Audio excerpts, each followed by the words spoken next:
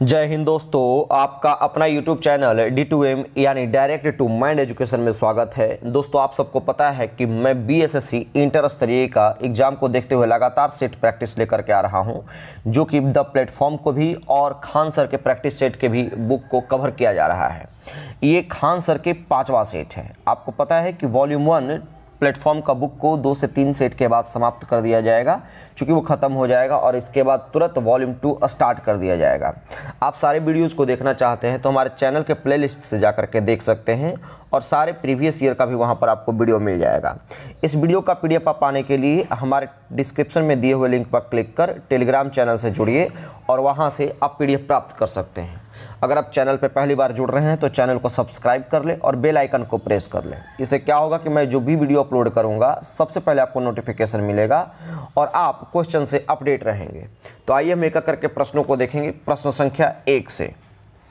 प्रश्न संख्या 1 क्या कहता है कि मोहनजोदड़ो का शाब्दिक अर्थ क्या है। तो सबसे पहले तो आपको मैं बता दूं कि सिंधु सभ्यता के 2 प्रमुख स्थलें थी। एक जो था वो हड़प्पा था और दूसरा मोहनजोदड़ो था। आपसे पूछा है कि मोहनजोदड़ो का शाब्दिक अर्थ क्या होता है, तो आप आंसर लगाएंगे मृतकों का टीला अथवा मुर्दों का नगर। ठीक है, क्या है? मृतकों का टीला अथवा मुर्दों का नगर।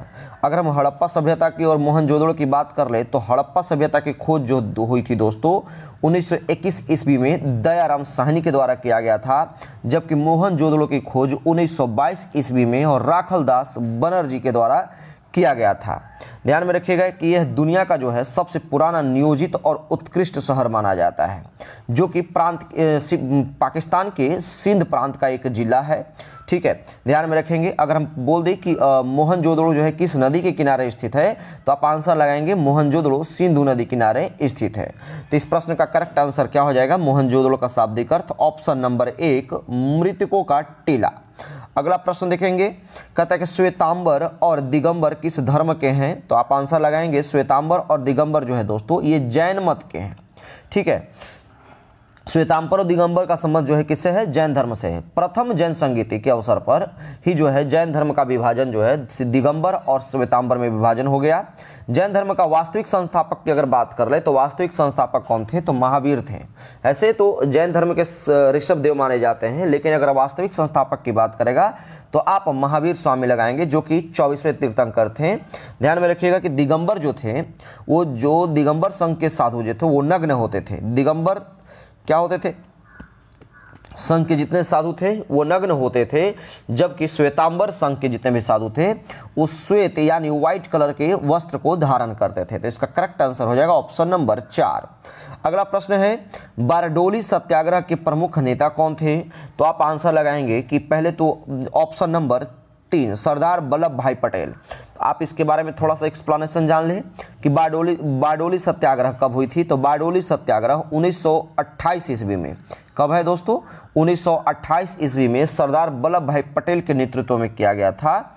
ध्यान में रखिएगा, आंदोलन की सफलता के बाद जो है जैसे ही इस आंदोलन का सफलता प्राप्त हुआ तो बारडोली की महिलाओं ने जो है दोस्तों सरदार वल्लभ भाई पटेल को सरदार कहा था। बाद में महात्मा गांधी ने उन्हें सरदार की उपाधि दी थी। तो इसकी करेक्ट आंसर क्या हो जाएगा? Option number 3। अगला प्रश्न देखेंगे। कहता है कि खान अब्दुल गफ्फार खान को और किस नाम से जाना जाता है, तो ध्यान में रखेंगे कि खान अब्दुल गफ्फार खान को सीमांत गांधी के नाम से जाना जाता है। अच्छा, पंजाब केसरी किसे कहा जाता है दोस्तों? तो पंजाब केसरी लाला लाजपत राय को, जबकि बंगाल केसरी जो है दोस्तों ये बिपिन चंद्र पाल को कहा जाता है। तो इसका करेक्ट आंसर हो जाएगा ऑप्शन नंबर 3। अगला प्रश्न देखेंगे। क्वेश्चन नंबर 5 क्या कहता है? 5वां प्रश्न कहता है कि निम्नलिखित में से किस गवर्नर जनरल को भारतीय प्रेस की मुक्तिदाता कहा गया? ध्यान में रखेंगे सर चार्ल्स मेटकॉफ। किसका? सर चार्ल्स मेटकॉफ जो है 20 मार्च 1835 से लेकर के 4 मार्च 1836 के बीच भारत के गवर्नर जनरल रहे थे। उन्होंने प्रेस को पूर्ण स्वतंत्रता दी थी, इसलिए उन्हें भारतीय प्रेस की मुक्तिदाता भी कहा गया जाता है। ठीक है, तो इसका करेक्ट आंसर क्या हो जाएगा? Option number 2। अगला प्रश्न देखेंगे। क्वेश्चन नंबर 6 क्या कहता है? 6 नंबर प्रश्न कहता है कि ब्रिटिश हाउस ऑफ कॉमन में सर्वप्रथम किस भारतीय ने आर्थिक निष्कासन सिद्धांत जो है की भर्त्सना की थी? तो इसका करेक्ट आंसर लगाएंगे ऑप्शन नंबर 1 दादा भाई नौरोजी ने।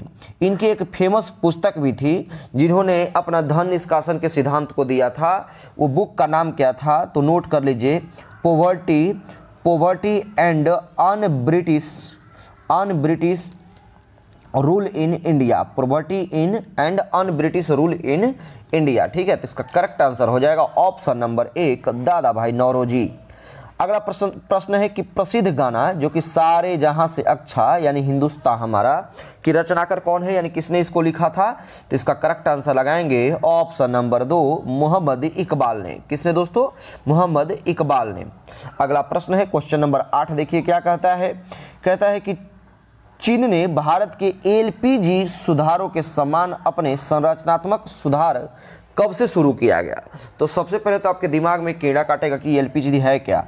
आप लिक्विड पेट्रोलियम गैस नहीं समझ लेंगे। ठीक है, ये लिक्विड पेट्रोलियम गैस नहीं है, ये गलत है।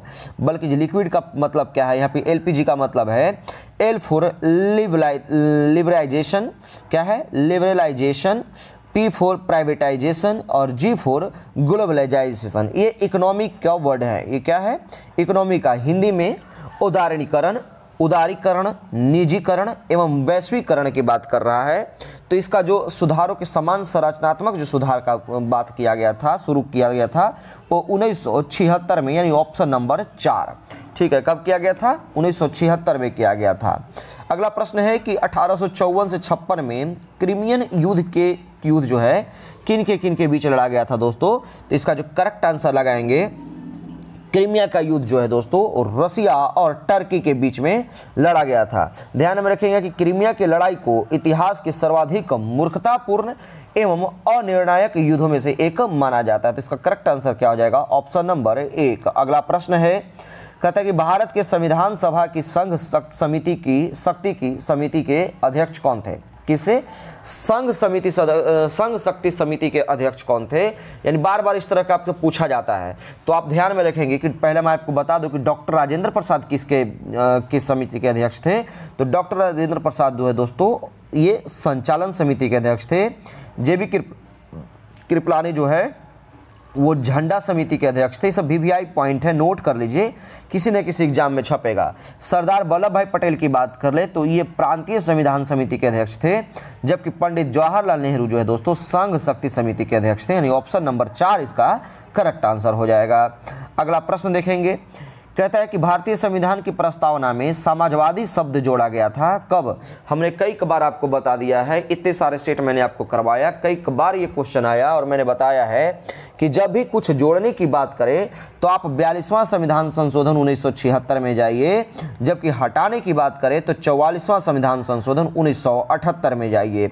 आपसे पूछ रहा है कि समाजवादी शब्द किस में जोड़ा गया था? तो समाजवादी, धर्मनिरपेक्ष और अखंडता जो कि फ्रांस के संविधान से लिया गया था, ये 42वां संविधान संशोधन 1976 के संविधान संशोधन में जोड़ा गया था। ये ऑप्शन नंबर 2 इसका करेक्ट आंसर हो जाएगा। अगला प्रश्न है कि संसदात्मक जो है शासन प्रणाली का प्रावधान भारतीय संविधान में किस देश से लिया गया है? तो जब संसदात्मक की बात करें तो आप आंसर लगाएंगे ये ब्रिटेन के संविधान से लिया गया है, जबकि संघीय संविधान प्रणाली की बात करें तो आप कनाडा लगाइएगा। तो इसका करेक्ट आंसर क्या हो जाएगा दोस्तों? Option number 3। अगला प्रश्न देखेंगे, कहता है कि 1946 में भारतीय संविधान सभा के अंतरिम सभापति कौन थे? यानी अंतरिम सभापति का मतलब यहाँ पर ये है कि आपसे अस्थायी अध्यक्ष के बारे में पूछ रहा है। तो अस्थायी का जिक्र करें तो आप सच्चिदानंद सिन्हा लगाएंगे, जबकि अस्थायी अध्यक्ष की बात करें तो डॉक्टर राजेंद्र प्रसाद लगाएंगे। तो इसका करेक्ट आंसर क्या हो जाएगा दोस्तों? Option number 1। अगला प्रश्न देखेंगे दोस्तों, क्या है? क्वेश्चन नंबर 14 क्या कहता है? क्वेश्चन नंबर 14 कहता है दोस्तों, एक बार पढ़ लीजिए कि मौलिक अधिकारों के परिवर्तन के लिए याचिका, जिसको आप रिट कहते हैं, जारी की जा सकती है किसके तहत? अब ऑप्शन देख लीजिए क्या कहता है।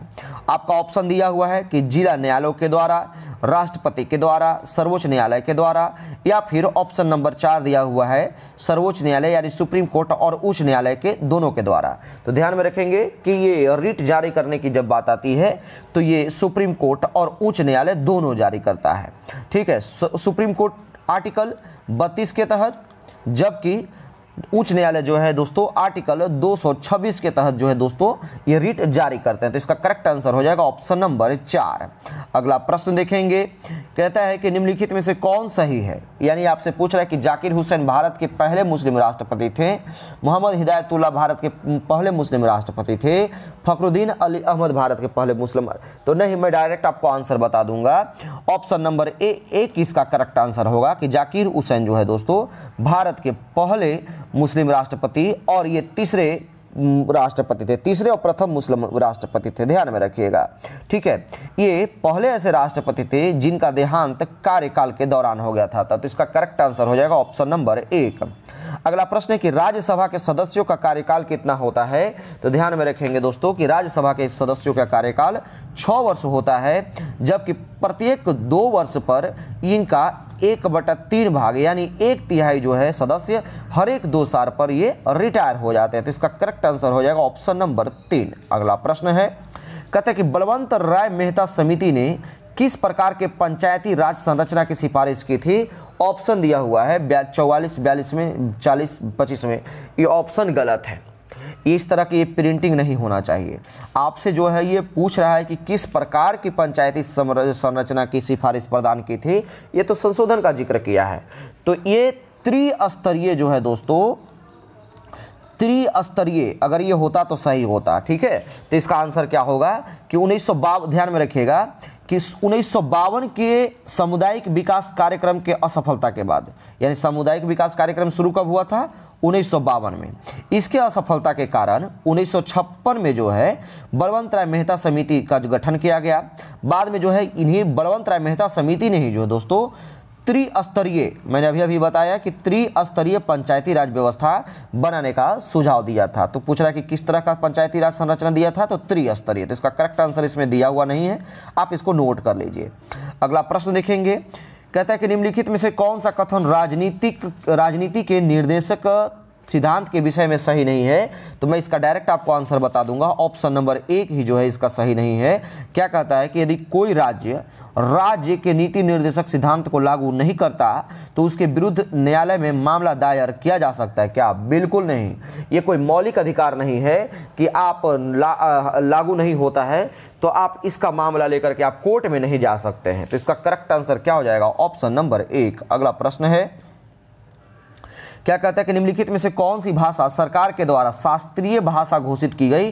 करेक्ट आंसर लगाएंगे ऑप्शन नंबर 1, कन्नड़ भाषा को शास्त्रीय भाषा घोषित की गई। अगला प्रश्न है कि चंद्रमा का घूर्णन अवधि क्या है? तो आंसर लगाएंगे ऑप्शन नंबर कितना? ऑप्शन नंबर 2, 28 दिन जो है दोस्तों चंद्रमा का घूर्णन अवधि है। अगर हम आपसे पूछ दें कि पृथ्वी से चंद्रमा का कितना भाग दिखाई देता है तो मात्र 59% भाग ही जो है दोस्तों हम लोग देख पाते हैं। ठीक है, अगला प्रश्न देखेंगे, क्वेश्चन नंबर 21 क्या कहता है?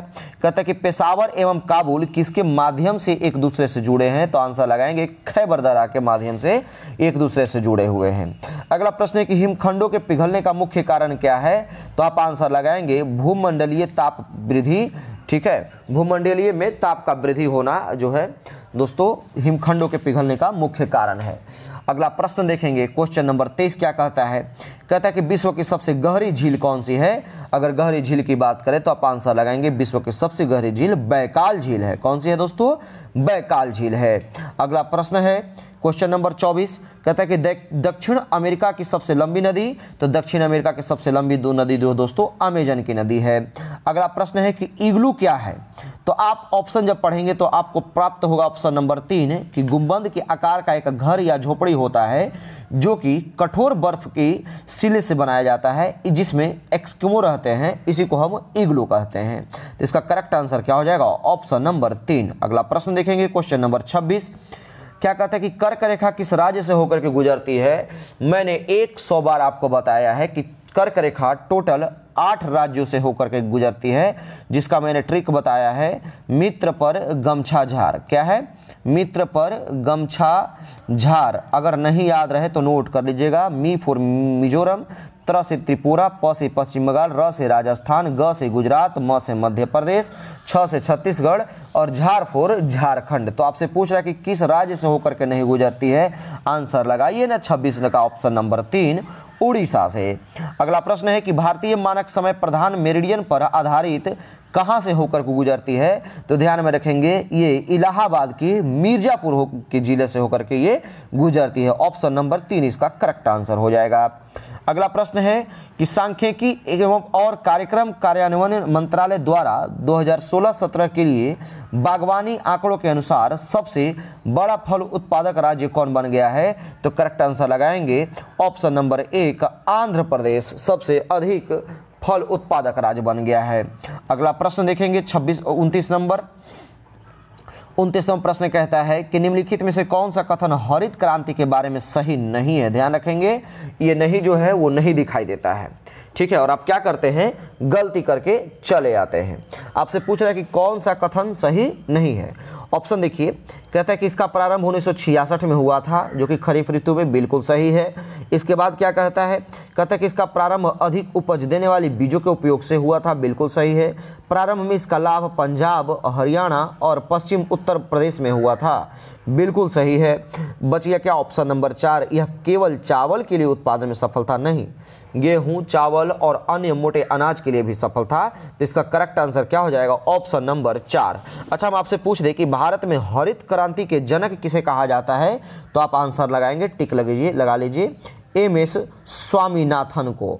इसलिए मैंने बताया चूंकि इस बार जो है MS स्वामीनाथन को भारत रत्न अवार्ड से नवाजा गया है, सम्मानित किया गया, तो इसका करेक्ट आंसर हो जाएगा ऑप्शन नंबर 4। अगला प्रश्न देखेंगे दोस्तों, कहता है कि 2001 से 2011 के दशक में भारत निम्नलिखित राज्यों में से किस में सर्वाधिक जनसंख्या वृद्धि दर्ज की गई है, तो अगर सबसे अधिक जनसंख्या वृद्धि की बात करेगा तो आप मेघालय लगाएंगे, जबकि सबसे कम जनसंख्या वृद्धि की बात करेगा तो आप अरुणाचल प्रदेश लगाएंगे, यानी इसका करेक्ट आंसर हो जाएगा ऑप्शन नंबर 3। अगला प्रश्न है कि निम्नलिखित में से किसके कारण राष्ट्रीय आय के चक्राकार प्रवाह का आकार घटता है, तो 31 का करेक्ट आंसर लगाएंगे ऑप्शन नंबर 4 आयात के कारण। अगला प्रश्न है कि कौटिल्य के अर्थशास्त्र के अनुसार निम्नलिखित में से कौन राज्य के करों की वसूली के लिए जिम्मेदार था, तो ध्यान में रखेंगे राज्य के करों के लिए वसूली के लिए जो जिम्मेदार था वो क्या था, वहां का आम नागरिक था। ऑप्शन नंबर 4 इसका करेक्ट होगा।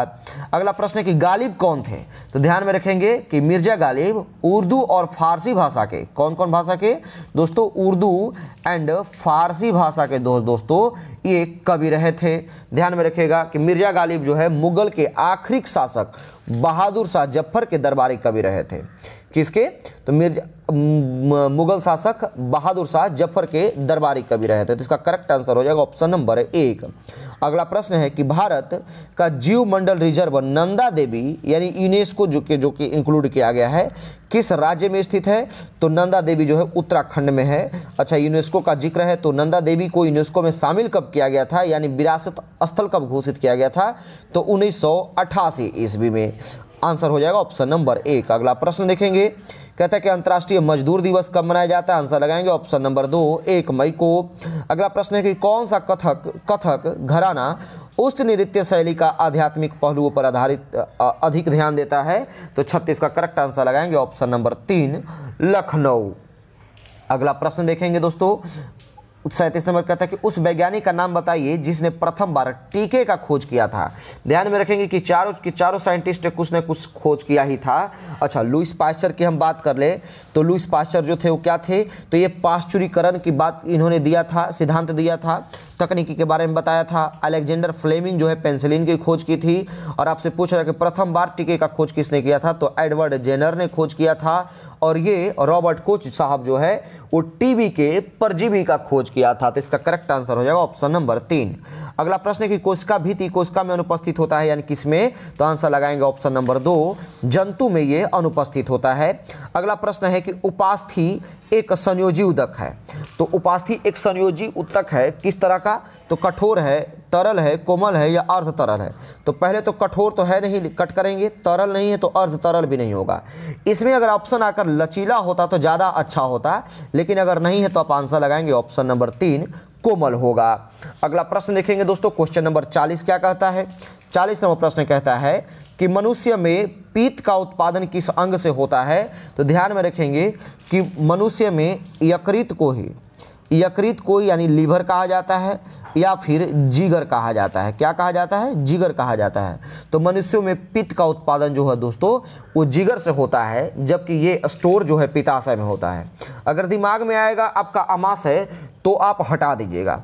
अमाशय जो है दोस्तों पेप्सिन, नोट कर लीजिएगा, पेप्सिन और हाइड्रोक्लोरिक एसिड जैसे प्रोटीन के पाचन के लिए एंजाइम का ये स्रावन करता है, ध्यान में रखिएगा। तो इसका करेक्ट आंसर हो जाएगा ऑप्शन नंबर 3। अगला प्रश्न है कि रुधिर परिसंचरण तंत्र का खोज किसने किया था। आंसर लगाएंगे ऑप्शन नंबर 3, विलियम हार्वे ने। अगला प्रश्न है क्वेश्चन नंबर,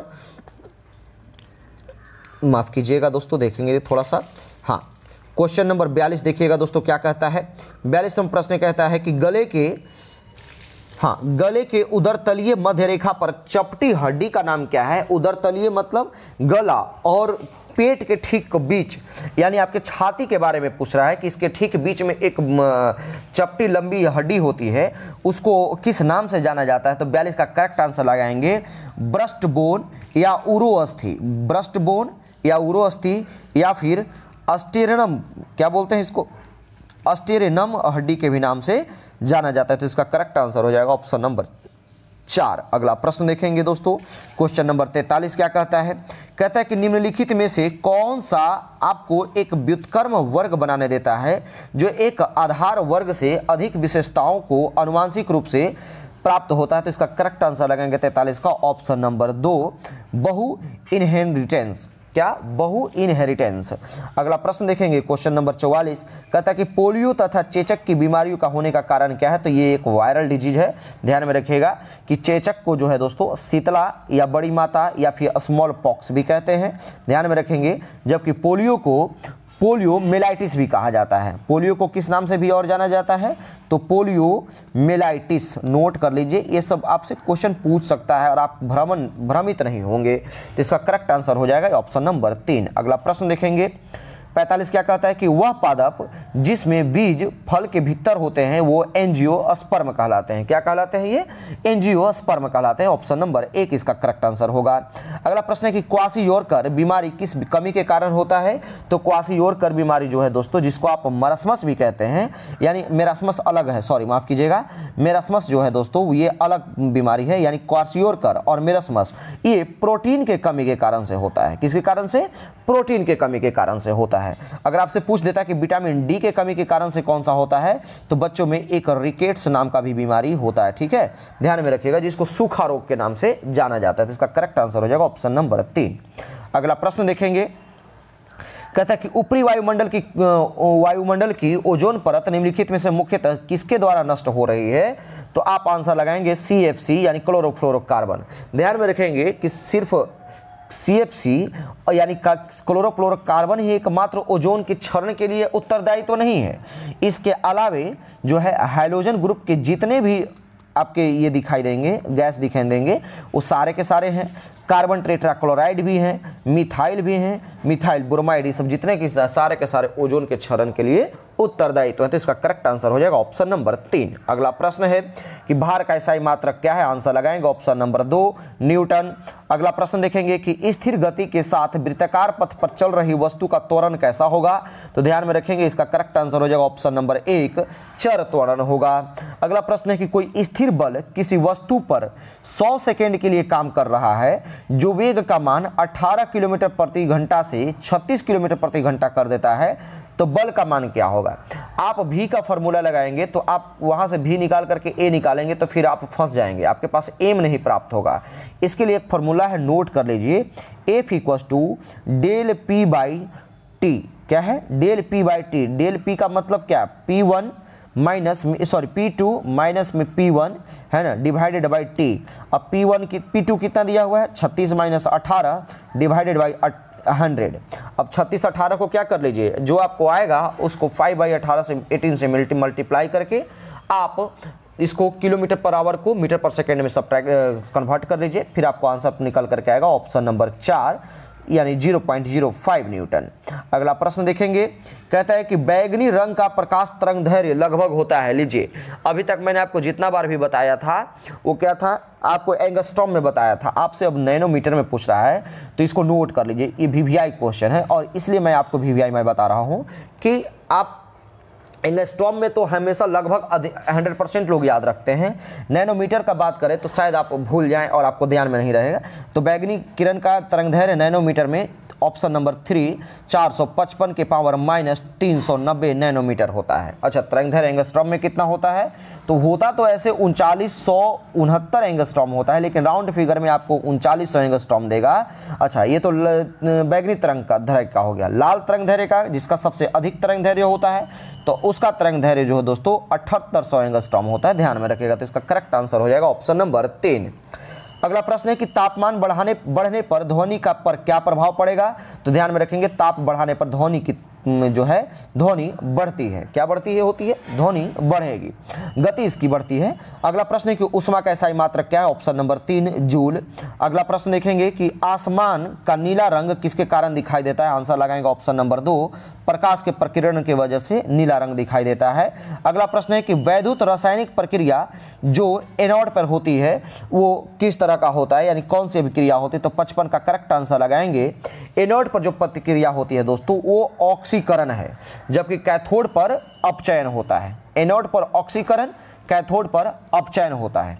इतना ही नहीं, ध्यान में ये भी रखेंगे कि एनोड जो है, एनोड पॉजिटिव होता है, जबकि कैथोड निगेटिव होता है। ठीक है, तो इसका करेक्ट आंसर हो जाएगा ऑप्शन नंबर 1। अगला प्रश्न है, तापमान और दबाव के समान परिस्थितियों में सभी गैसों के समान आयतनों में अणुओं का समान संख्या होती है ना। यह क्या है, यानी यह नियम किसने दिया था।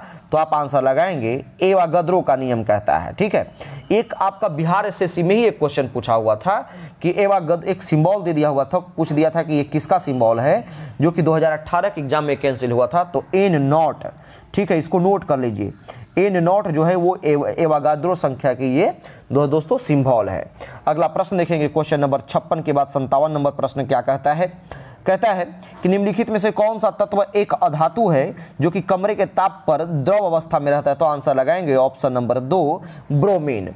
अगला प्रश्न देखेंगे, एक तत्व की द्रव्यमान संख्या 32 है तथा परमाणु संख्या 16 है, इसके परमाणु में न्यूट्रॉनों की संख्या कितनी होगी। तो आप न्यूट्रॉनों की संख्या बराबर फॉर्मूला कितना जानते हैं। तो द्रव्यमान संख्या यानी Z माइनस में P। ठीक है, तो Z माइनस में P लगाइए, तो यानी 32 में से 16 को सब्ट्रैक्ट करेंगे, आंसर मिलेगा ऑप्शन नंबर 2। अगला प्रश्न देखेंगे, क्या कहता है। कहता है निम्नलिखित में से कौन सा अक्रिय गैस नहीं है।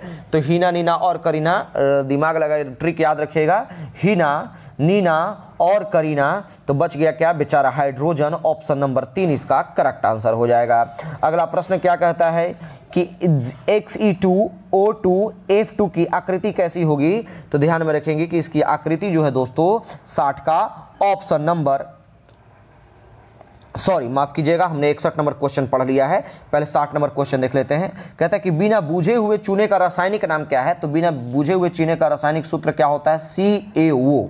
तो इसका रासायनिक नाम क्या है दोस्तों, तो कैल्शियम ऑक्साइड, यानी ऑप्शन नंबर 4। इसे बच गया एक सोडियम क्लोराइड NaCl। ये क्या है, खाने वाले सोडे का, सॉरी नमक का नाम है। ये क्या है दोस्तों, खाने वाले नमक का नाम है। जबकि कैल्शियम कार्बोनेट जो बच गया वो चूना पत्थर है। ठीक है, अगला प्रश्न देखेंगे, क्वेश्चन नंबर 61 क्या कहता है। 61वां प्रश्न कहता है कि Xe2O2F2 की आकृति कैसी होगी। तो ध्यान में रखेंगे कि आणविक ज्यामिति को मूल रूप से जो है दोस्तों, यानी जो ज्यामिति दिया गया है इसका मूल रूप से जो आकृति होता है वो ट्राइगोनल बाई पिरामिडियल होता है, यानी त्रिकोणीय द्विपिरामिडिक होता है। लेकिन भूमध्य रेखीय स्थिति पर अकेले जोड़ी उपस्थिति होने के कारण जो है इसका वास्तविक आकार C100 भी होता है। लेकिन आप यहाँ पर आंसर लगाएंगे ऑप्शन नंबर 1। अगला प्रश्न देखेंगे, कहता है कि एक पेड़ में गुरुत्वाकर्षण के विरुद्ध जल की गति का परम कारण क्या है। यानी तो इसका कारण, मुख्य कारण जो है दोस्तों ऑप्शन नंबर 2 वाष्पोत्सर्जन इसका मुख्य कारण है। अगला प्रश्न देखेंगे, क्वेश्चन नंबर 63 क्या कहता है। 63वां प्रश्न कहता है दोस्तों कि रासायनिक परिवर्तन के क्रम में, हाँ क्या है, रासायनिक परिवर्तन के लिए असत्य कथन छाटिए। तो यह एक उत्क्रमणीय परिवर्तन है, बिल्कुल गलत है, यही नहीं, यह उत्क्रमणीय परिवर्तन नहीं है। क्या कहते हैं, इसके साथ ऊर्जा में परिवर्तन होता है, बिल्कुल सही है। पदार्थ का आंतरिक संगठित परिवर्तित होता है, बिल्कुल सही है। नए उत्पाद का निर्माण होता है, बिल्कुल सही है। ध्यान में रखिएगा कि इतना ही नहीं बल्कि रंग भी बदल जाता है, नया पदार्थ बनता है, ऊर्जा में परिवर्तन होता है और कई तरह के मतलब कोई गंध उत्पन्न होता है। तो इसका करेक्ट आंसर हो जाएगा ऑप्शन नंबर 1।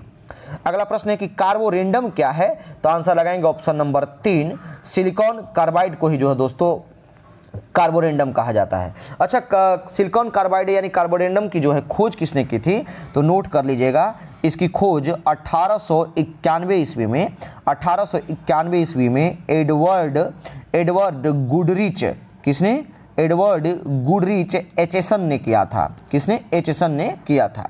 ठीक है, तो इसका करेक्ट आंसर हो जाएगा ऑप्शन नंबर 3। अगला प्रश्न देखेंगे, 65 नंबर कहता है कि अत्यधिक किण्वन से आप क्या समझते हैं, तो अत्यधिक किण्वन से यह अपशिष्ट जल में ईंधन के रूप में हाइड्रोजन उत्पन्न करने की पद्धति है। ठीक है, तो इसका करेक्ट आंसर हो जाएगा ऑप्शन नंबर 4। अगला प्रश्न देखेंगे कि नीली क्रांति का संबंध किससे है दोस्तों, तो नीली क्रांति का संबंध जो है दोस्तों ऑप्शन नंबर 4 इसका करेक्ट आंसर हो जाएगा, मछली से इसका संबंध है। अगला प्रश्न है कि बुध को ज्ञानोदय की प्राप्ति कहाँ हुई थी, आंसर लगाएंगे बोध गया में। ठीक है, जो कि रिजुपालिका नदी के किनारे स्थित है। अगला प्रश्न है कि बिहार में निम्नलिखित में से किस स्थान पर पहली बार चाय बागानों की स्थापना की गई है, 68 का करेक्ट आंसर लगाएंगे ठाकुरगंज में। अगला प्रश्न है, कहता है निम्नलिखित में से कौन सा मध्य प्रदेश का पहला सौर शहर बनेगा, आंसर लगाएंगे ऑप्शन नंबर 4, सांची शहर। अगला प्रश्न है कि पीसोडोनोफिस क्या है, पीसोडोनोफिस कलिंगा नामक ईल की एक नई प्रजाति किस राज्य में खोजी गई है, ये सब करंट अफेयर का प्रश्न है, तो आप आंसर लगाएंगे ऑप्शन नंबर 4, उड़ीसा राज्य में इसकी खोज की गई है।